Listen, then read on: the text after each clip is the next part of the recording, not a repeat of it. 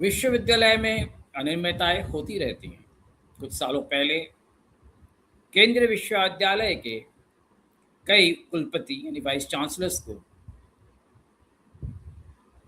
कई वजहों से हटाया गया था और उनके अपॉइंटमेंट ज़्यादा देर नहीं हुए थे, थोड़े ही समय हुए थे।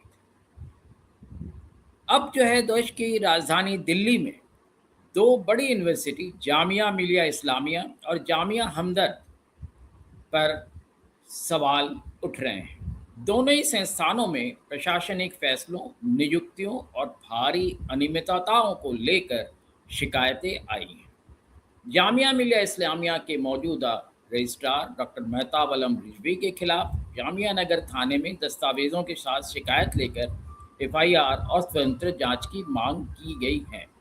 वहीं जामिया हमदर्द के पूर्व कुलपति डॉक्टर अफसर आलम, पूर्व डिप्टी रजिस्ट्रार और पीआरओ से जुड़े मामलों को लेकर यूजीसी में शिकायत दर्ज कराते हुए स्वतंत्र जांच और जरूरत पड़ने पर सीबीआई या इसी प्रकार की कोई जांच एजेंसी द्वारा जांच की मांग की गई है। दोनों मामलों में आरोप कहा जाता है गंभीर है। सवाल यह है इन दोनों विश्वविद्यालयों में आखिर ऐसे कौन से मामले हैं जिनकी जांच की मांग उठ रही है। बात करते हैं पहले जामिया हमदर्द की। इस विश्वविद्यालय के पूर्व कुलपति डॉक्टर अफसर आलम के करीब 5 साल के कार्यक्रम में कुछ प्रशासनिक और वित्तीय फैसलों को लेकर सवाल उठे। विश्वविद्यालय के कर्मचारियों के रूप में अपनी पहचान बताने वाले एक समूह ने 5 अगस्त 2026 को यूजीसी अध्यक्ष को शिकायत भेजी है। शिकायत में नियुक्तियों से लेकर वित्तीय कामकाज, विश्वविद्यालय की सोसाइटी के रिकॉर्ड, चांसलर की नियुक्ति और एक पुराने कथित सीबीआई मामले तक का जिक्र किया गया है। शिकायतों की मांग है कि यूजीसी पूरे मामले की स्वतंत्र जांच कराए और फैक्ट फाइंडिंग कमेटी की अगर ज़रूरत हो तो फैक्ट फाइंडिंग कमेटी बनाए या ज़रूरत पड़ी तो अन्य जांच एजेंसियों से जांच करवाए। नियुक्तियों पर सवाल है। शिकायतकर्ता ने आरोप लगाया है कि पूर्व कुलपति के कार्यकाल में कुछ पदों पर उनके रिश्तेदारों और करीबी लोगों को नियुक्त किया गया। खास तौर पर एक असिस्टेंट रजिस्ट्रार और पीआरओ के पद पर नियुक्तियों को लेकर सवाल उठाए गए। शिकायत में उनके पूर्व कुलपति के परिवार से संबद्ध होने के साथ साथ अवैध रूप से नियुक्ति की शिकायत की गई।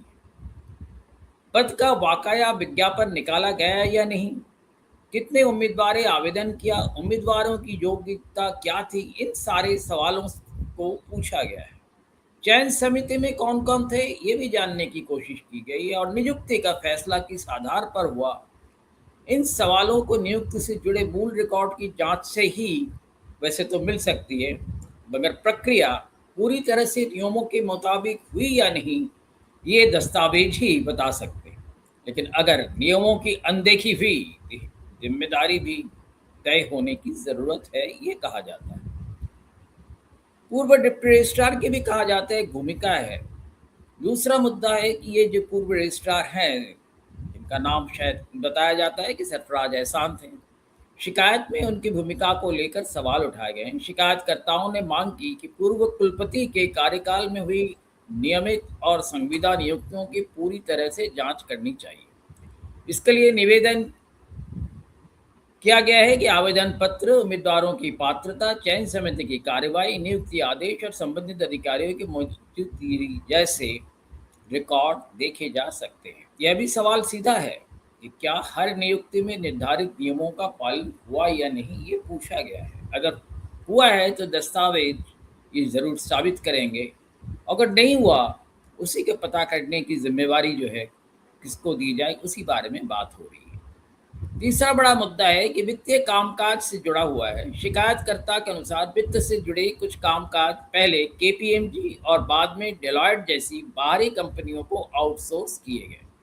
अब किसी बाहरी संस्था को काम देना अपने आप में कोई अनित्य नहीं मानी जाती, लेकिन शिकायतकर्ताओं ने सवाल उठाया है कि यह फैसला किस प्रक्रिया के तहत लिया गया है। क्या उचित मंजूरी ली गई, क्या टेंडर या चयन की प्रक्रिया अपनाई गई, अनुबंध की शर्तें क्या थी, विश्वविद्यालय ने इसके लिए कितना भुगतान किया और क्या इससे विश्वविद्यालय की वित्तीय व्यवस्था और नियंत्रण पर असर पड़ा या नहीं। इन सवालों के जवाब, प्रस्ताव, मंजूरी, टेंडर, अनुबंध और भुगतान से जुड़े रिकॉर्ड की जांच की मांग की गई है।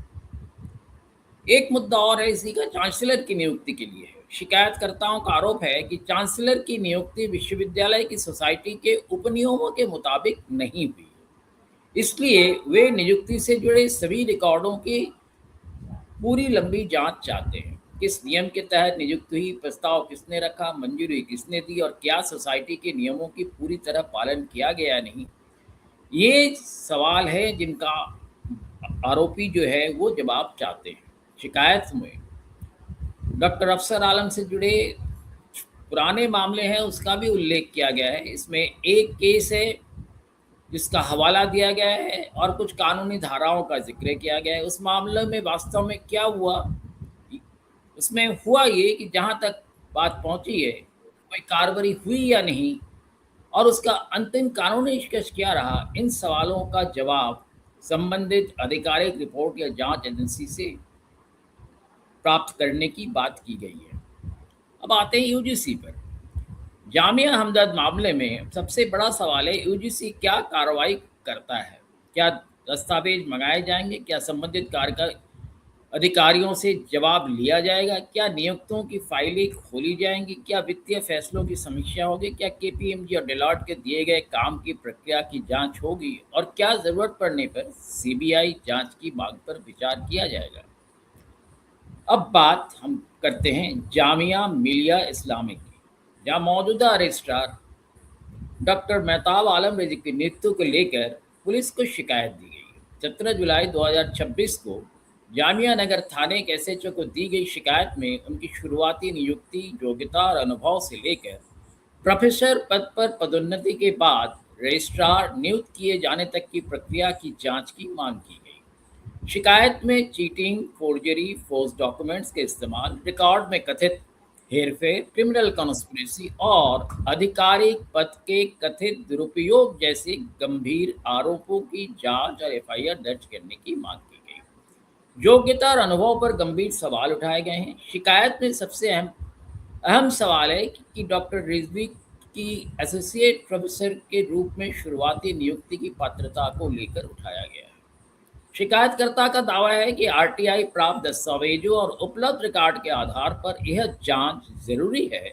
उस समय लागू यूजीसीओ के नियमों के मुताबिक जरूरी योग्यता और अनुभव पूरा किया गया है नहीं, ये पूछा गया है।